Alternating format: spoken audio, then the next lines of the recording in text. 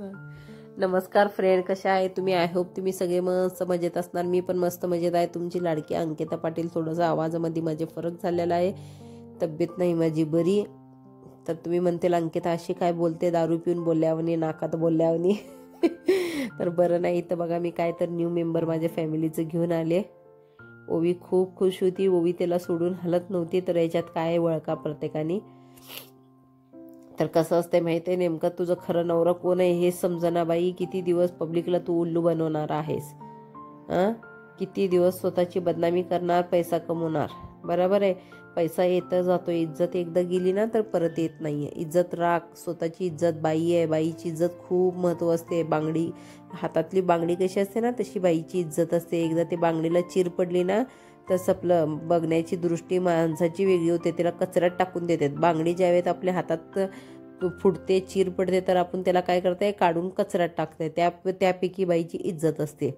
तर इज्जत कशी आपली राखायची आणि आपली इज्जत कशी आपण सांभाळ करायची ते आपल्या हातात असते. 4 पैशासाठी स्वतःची इज्जत युट्यूबवर घालू नकोस. नंतर असं बोलू नकोस की मला ट्रोल करतेत, माझ्याबद्दल वाईट बोलतेत, माझ्याबद्दल असं करतेत, माझ्याबद्दल तसं करतेत, आणि जाऊन 4 खोटे केसेस करू नकोस.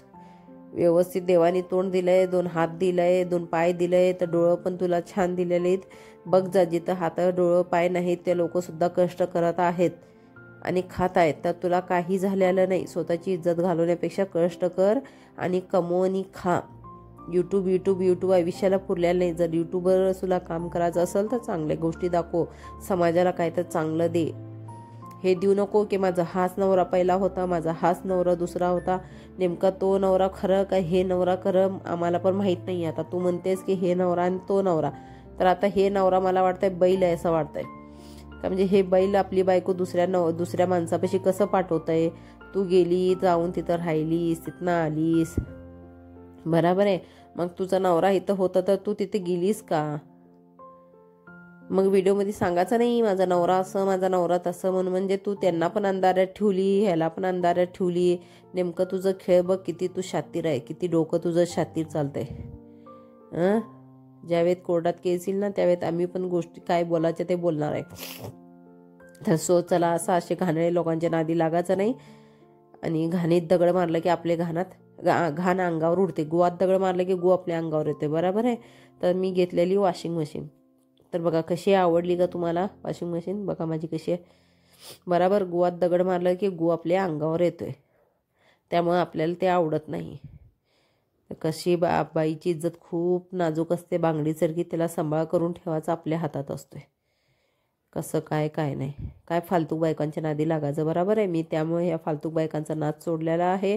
यांच्यावर व्हिडिओसुद्धा मी करत नाही. असलेल्या बायकांच्या नादी लागलं तर आपलं पण नाव खराब होऊन जातोय. बरोबर, खानदानी बायकाला ह्या गोष्टी शोभत नाही. आणि आता तर मला ह्या दिवसात असल्या गोष्टी बोलायच्या पण नाही.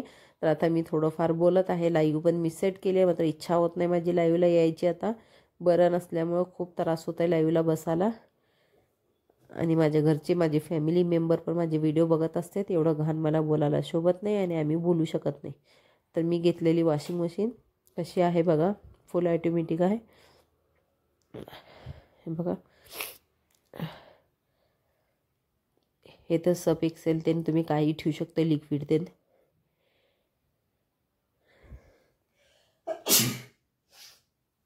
ह्यात तुम्ही लिक्विड ते काही ठेवू शकता. जसं पाहिजे तसं मशीन ओढून घेते लिक्विड. खूप तब्येत माझी बिघडली, मला बोलायला सुद्धा जमना बघा. ओवी खूप खुश झालेली मशीन बघून. असं पण आमच्या काय खूप कपडे नसते, आम्ही 3घच असते. ओवी, मी आणि ओवीचे पप्पा. नंतर रजाई ते धुवायला आपल्याला बरं पडतंय म्हणून घेतलेले बघा. इमर्जन्सीला बरं आहे आपल्याला. तर कशी वाटली माझी वॉशिंग मशीन? चला बाय.